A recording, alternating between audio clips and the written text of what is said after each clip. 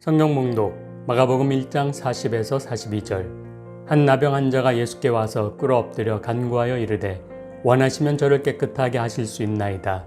예수께서 불쌍히 여기사 손을 내밀어 그에게 대시며 이르시되 내가 원하노니 깨끗함을 받으라 하시니 곧 나병이 그 사람에게서 떠나가고 깨끗하여 진지라. 아멘.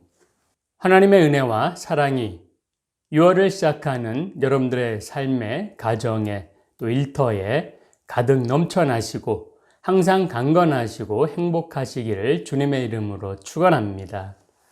여러분들 안에 성령께서 내주하고 계십니까? 아멘이죠.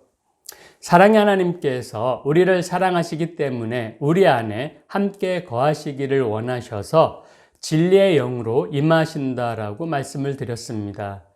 그분이 지혜이자 성령이라고 했습니다. 그래서 우리가 지혜로울 수 있는 것은 하나님께서 우리를 향하신 사랑의 표현이라고 말씀드릴 수가 있습니다. 여쭙기를 그 사랑이 우리 안에서 얼마만큼 큰 비중을 차지하고 있습니까? 또 우리는 얼마나 사랑하며 그렇게 살아갈 수가 있습니까?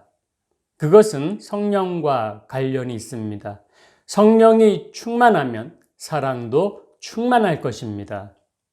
언젠가 거리 선교에 사역하시는 유정옥 사모님이 쓰신 책 울고 있는 사람과 함께 울 수 있어서 행복하다라는 책을 읽고 저와 아내가 소감을 나눈 적이 있었습니다.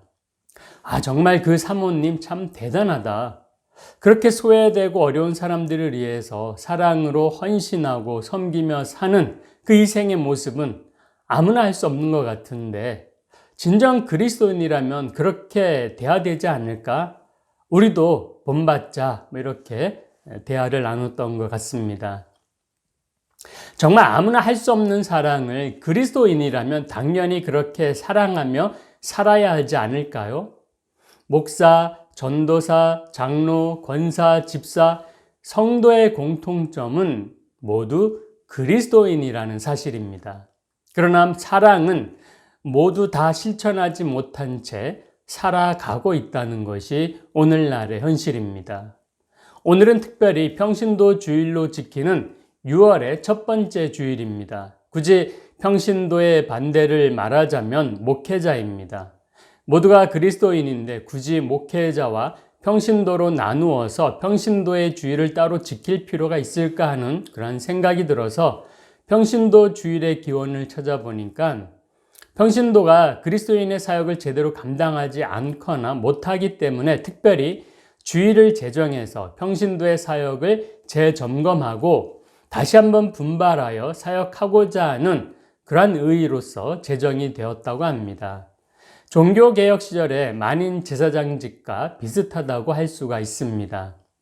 사실 우리나라 개신교에 직분이 들어와서 오용된 것이 직분의 계급입니다. 교회에서의 직분은 상하 관계를 유지하기에 만든 것이 아니고 역할에 따른 일꾼의 분류일 뿐입니다. 우리나라는 직책에 따른 계급으로 높고 낮음을 구분하기를 좋아하는데 이 모든 것이 유교적인 영향입니다. 유교에서는 상하 관계를 확실히 해서 예절과 질서를 지킵니다. 그러나 질서라는 이유로 얼마나 상하 관계가 갈등을 많이 빚고 있습니까? 그 모습이 교회 안에서도 이루어지고 있는 것입니다. 그래서 교회 등록하면 집사가 돼야 하고 또 집사가 되면 권사, 장로도 되고 싶어 합니다. 장로쯤 되면 영향력을 행사할 수 있다고 생각하기 때문입니다. 그리고 목회자와 평신도를 나누어서 마치 서로 견제 대상처럼 여기기도 합니다. 이런 모습과 태도는 그리스도 안에서 모두 잘못된 것입니다. 직분은 상하 관계가 아니라 역할에 따른 구분일 뿐이고 모두 평등한 하나님의 일꾼으로서 서로 존중하고 존중받아야 하는 것입니다. 모두 다 동일한 그리스도인이기 때문입니다. 그런데 현실 교회에서는 장로, 권사, 선교회 회장쯤 되면 대접 안 해준다고 서운해하거나 누구누구는 권사가 됐는데 왜 나는 권사 안 시켜주냐라고 화를 내는 경우를 본 적도 있습니다. 직분을 계급으로 오해한다면 어리석은 것입니다. 어리석으면 어떻게 됩니까? 지혜가 필요합니다. 지혜를 구해야 합니다. 지혜는 무엇이라고 했습니까? 지혜는 하나님을 경외하는 것입니다. 하나님을 두려워하는 것입니다. 직분이 어떻게 생겨났습니까? 이스라엘의 출애굽 시절에 모세의 장인 이드로가 모세가 혼자 고생하는 것을 보고서 안쓰러워서 십부장, 백부장, 천부장을 만들어서 모세의 짐을 덜었습니다. 마찬가지로 교회에서 나의 책임이 역할이 크고 많을수록 직분이 집사, 권사, 장로 순으로 더욱더 옮겨갑니다. 그런데 진리의 영을 통해서 하나님 앞에 서게 되면 내가 맡은 직분 때문에 얼마나 하나님 앞에서 무섭고 떨리는지 아십니까? 맡겨진 책임을 다하지 못하면서 직분 맡고서 자리를 욕심내고 하나님 앞에 서 있는 나 자신을 한번 상상해 보시기 바랍니다. 하나님 앞에서 정말 몸둘 바를 모를 정도로 두려운 것입니다. 모세의 장인 이드로가 만든 관리 직분은 군대 계급에서 착용해 온 것입니다. 각 직분은 그 위치에 맞게 명령하고 다스릴 수가 있었습니다. 십부장은 10명에게 명령을 내리고 백부장은 100명에게 명령을 내리는 위치입니다. 물론 그때는 싸움을 하면서 출애굽을 해야 됐기 때문에 전쟁 가운데 있었기 때문에 이러한 직분과 위치가 맞습니다. 사람이라는 존재는 다른 사람 위에 군림하는 것을 너무나도 좋아합니다. 쾌감으로 느끼는 것 같습니다. 참으로 못된 습성입니다. 버려야 할 죄입니다. 그러나 분명히 알아야 할 것은 교회에서의 십부장은 10명을 명령하는 것이 아니라 10명에게 명령하는 것이 아니라 그 10명에게 사랑을 해야 하고 백부장은 100명을 사랑해야 합니다. 그런데 지혜로 하나님 앞에 서서 보니 그렇게 사랑하지 못하고 착각에 빠져서 우쭐대는 내 모습을 본다면 얼마나 부끄럽고 두렵겠습니까?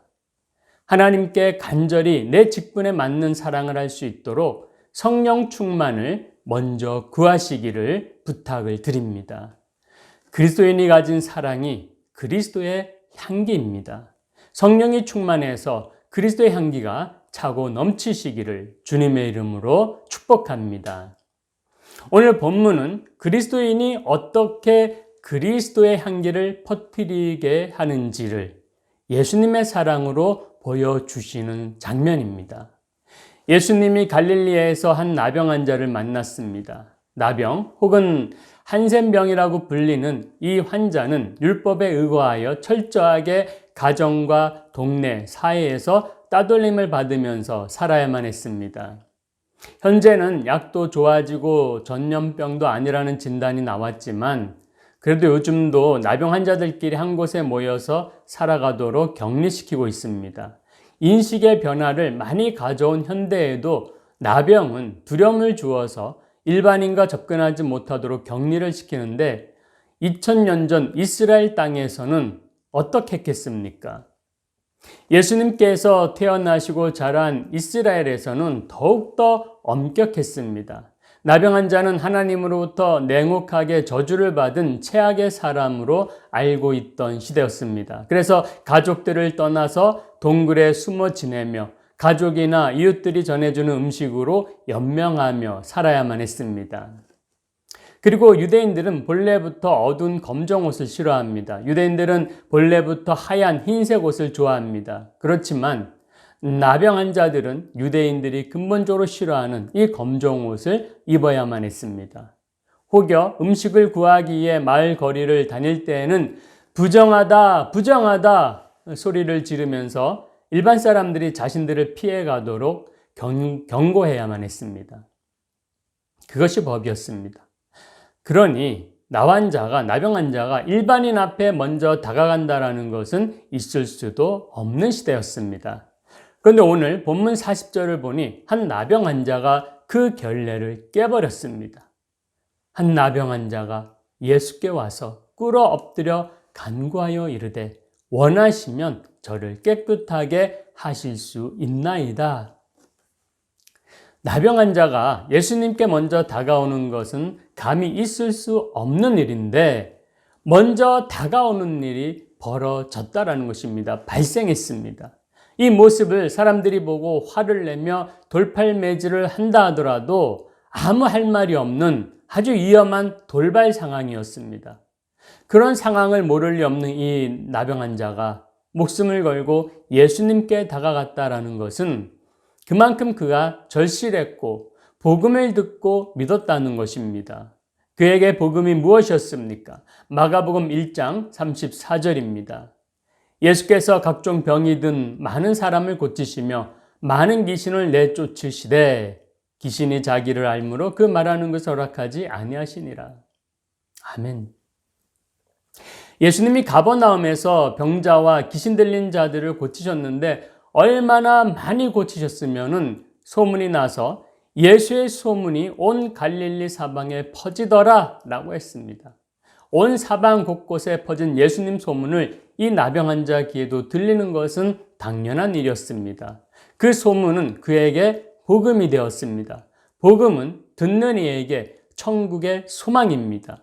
그는 복음을 듣고 소망이 생겼습니다. 이 소망은 살고자 하는 가치와 희망을 더욱더 전해줍니다. 그리고 용기와 힘을 줍니다. 그래서 율법을 어겨 돌에 맞아 죽더라도 나는 예수님을 만나서 병을 고치리라, 이러한 담대함으로 예수님 앞으로 가까이 나아가게 된 것입니다. 여기서 하나의 교훈을 배우게 됩니다. 내가 그리스도인으로서 그리스도의 향기를 내지 못하고 있다면 어떻게 해야 하겠습니까? 내가 지금 사망의 음침한 골짜기를 지나는 것 같다고 느낀다면 무엇을 어떻게 해야 합니까? 제일 먼저 복음을 들어야 합니다. 예수님은 설교하실 때마다 귀 있는 자는 들을지어다 라고 말씀하셨습니다. 귀로 들어야 믿음이 생깁니다. 그 다음 그 믿음으로 주님께로 나아갈 수가 있는 것입니다. 믿음으로 용기 내서 주님께 나아가야 살 길이 열리는 것입니다. 그런데 오늘 본문에 보니까 한 명의 나병 환자만 예수님을 만났습니다. 그 당시 나병 환자는 혼자 못 삽니다. 무리지어서 서로 도와야 그나마 살 수가 있습니다. 그러니 그 나병 환자가 들은 예수님의 소문, 복음은 혼자만 들은 것이 아닐 것입니다. 여러 명이 같이 들었을 것입니다. 그런데 지금 한 명만 예수님을 만났습니다. 그 나병 환자가 지내는 소굴은 소망이 없는 곳입니다. 죽음의 시간을 기다리는 곳입니다. 단테가 쓴 신곡에 보면 지옥문 입구에 쓰여진 글귀가 있습니다. 여기 들어오는 자 소망이 없도다. 소망이 없는 곳이 지옥입니다. 그 지옥에서 탈출하는 유일한 방법은 갈급한 소망을 갖는 것입니다. 다른 사람은 복음을 듣고도 믿지 않았거나 율법을 어기고 죽을 정도의 용기가 나지 않았던 것 같습니다. 그러나 갈급한 소망은 복음을 듣고서 믿음이 생기게 되었고 죽으면 죽으리라는 각오와 용기를 만들어 주었습니다. 산 소망이 된 것입니다. 오늘 우리에게 소망이 없다면 지옥 생활을 하는 것과 같습니다. 그러나 예수님과 함께 하겠다는 이 갈급함의 소망은 우리를 산 소망의 천국 생활이 되게 합니다. 이 사실을 믿으시기 바랍니다. 하나님의 마음은 간절한 소망을 가진 자를 그냥 내버려 두지 못하는 사랑입니다. 하나님께서는 사랑과 자비의 하나님이십니다. 그래서 연약한 자와 병자를 그냥 내버려 두시지 않습니다. 나병 환자는 자신이 지금 처한 처지를 생각하면 어떤 방법으로든 예수님께 나아가서는 안 되는 상황입니다. 그럼에도 불구하고 하나님은 그를 사랑하셔서 예수님만 바라보게 하셨고 예수님께 나아가 꿇어 엎드려 자신을 불쌍히 여겨달라고 부르짖도록 지혜를 베풀어 주셨습니다. 믿음과 용기의 은혜를 주셨습니다. 또 예수님의 마음은 어떠했습니까? 나병 환자가 온갖 어려움과 근심과 두려움 속에서도 자신에게 찾아와서 원하시면 저를 깨끗하게 하실 수 있습니다. 나를 불쌍히 여겨주세요 라고 부르짖을 때에 그 나병 환자를 사랑으로 바라보면서 불쌍히 여기시고 따뜻한 마음으로 감싸주시고 받아주셨습니다.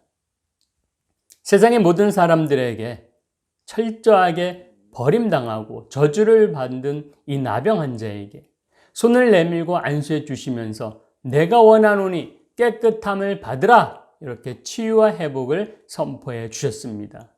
예수님의 선포로 나병의 근원이 그에게서 떠나고 깨끗하게 되었습니다. 전혀 새로운 하나님 나라의 백성으로 회복되었습니다. 그는 예수님을 믿고 예수님을 만남으로써 이제는 더 이상 나병 환자가 아니었습니다. 이제는 더 이상 가족들과 동네에서 버림당하는 사람도 아니며 모든 사람에게 손가락질을 당하고 돌팔매질을 당할 사람도 아니었습니다. 예수님을 믿고 만남으로 새로운 사람으로 거듭나고 변화되었습니다. 예수님의 사랑으로 삶의 목표가 달라지고 삶의 질이 향상되었습니다. 예수님께서는 우리들이 어떻게 살아왔는지를 보지 않으십니다. 과거의 행적을 묻지 않으십니다. 오직 사랑하실 뿐입니다. 그리스도인이라면 예수님께 사랑을 배워야 합니다. 우리는 이웃을 만나면 그를 분석하고 조사합니다. 경계하고 관찰합니다. 그리고 흠을 발견하고 가십거리로 만듭니다. 그래서 사랑을 할 수도 없고 사랑을 베풀 수도 없습니다. 예수님은 어떻게 하셨습니까? 본문 41절입니다. 예수께서 불쌍히 여기사 손을 내밀어 그에게 대시며 이르시되 내가 원하노니 깨끗함을 받으라 하시니. 아멘. 예수님은 한 번에 세 가지 사랑의 행동을 하십니다. 먼저 불쌍히 여기십니다. 두 번째 손을 내미십니다. 세 번째 문제를 해결해 주십니다. 우리도 예수님을 본받아서 한 사람의 문제나 흠을 보았다면 가장 먼저 불쌍히 여겨야 합니다. 우리에게 도움이 필요한 사람, 사랑이 필요한 사람은 우리를 만난 것입니다. 어떠한 마음으로? 예수님을 만나기 위한 그 간절한 나병 환자의 그런 마음처럼 우리에게 온 것입니다. 그런데 흠을 보고서 오히려 비웃는다면 그것은 잘못된 것이죠. 우리는 예수님처럼 먼저 그를 불쌍히 여겨야 합니다. 사랑은 마음이 먼저 움직이는 것입니다. 긍휼한 마음은 사랑을 배가시킵니다. 그 다음 손을 내밀어야 합니다. 구원의 손길이 되어야 합니다. 터치하여 사랑의 따뜻함을 알게 해야 합니다. 사랑은 마음과 함께 행동도 따라야 합니다. 마지막으로 문제 해결을 해 주어야 합니다. 예수님은 병을 치유하여 주셨습니다. 복음을 선포하셨습니다. 우리도 복음을 선포하고 기도해야 합니다. 가난한 자를 돕고 괴로운 자를 위로하여 사망의 음침한 골짜기에서 해방되도록 도와야 합니다. 이것이 예수님께 배우는 사랑입니다. 우리가 있는 모습 그대로 예수님께로 나아갈 때에 놀라운 은혜를 받는 것처럼 이웃을 바라보는 우리도 있는 그대로 바라보면서 사랑을 베풀어야 합니다. 반대로 아직 우리도 주님의 사랑이 필요하십니까? 오늘도 예수님께서는 찾아오는 모든 사람을 성령의 은혜와 사랑으로 기꺼이 만나주시고 품어주시고 치료해주시고 친구로 삼아주십니다. 믿음으로 우리도 주저하지 말고 망설이지 말고 예수님 앞에 나아갈 수 있기를 바랍니다. 모두 피하는 나병 환자를 만나주시고 사랑으로 치유하신 예수님이 오늘 우리에게도 큰 사랑의 손길을 내밀어 어루만져 주시며 우리를 새롭게 변화시켜 줄 줄로 믿습니다. 우리를 새롭게 하실 것입니다. 아멘. 빈부귀천을 따지지 않고 모두를 사랑하시는 예수 그리스도의 사랑을 배워서 더욱 사랑을 행하는 그리스도인이 되시기를 주님의 이름으로 축원합니다. 기도하시겠습니다. 사랑이 많으신 하나님 감사합니다. 우리도 예수님처럼 사랑하기를 원합니다. 먼저 우리의 마음이 사랑하는 마음이 되어야 합니다. 긍휼히 여기고 불쌍히 여기는 마음을 가져야 합니다. 그리고 손을 내밀어서 그 사람을 만져야 합니다. 손을 내밀어서 어떤 사랑의 행동을 해야 합니다. 그리고 그 문제 해결을 위해서 도와주고 기도해야 합니다. 주님, 저희들 사랑하여서 정말 그리스도인의 그 사랑의 향기를 많이 확산시키고 드러내는 사랑의 삶을 살아갈 수 있도록 인도하여 주시옵소서. 사랑이 가득한 그리스도인이 될 수 있도록 축복하여 주시옵소서. 예수님 이름으로 기도드리옵나이다. 아멘.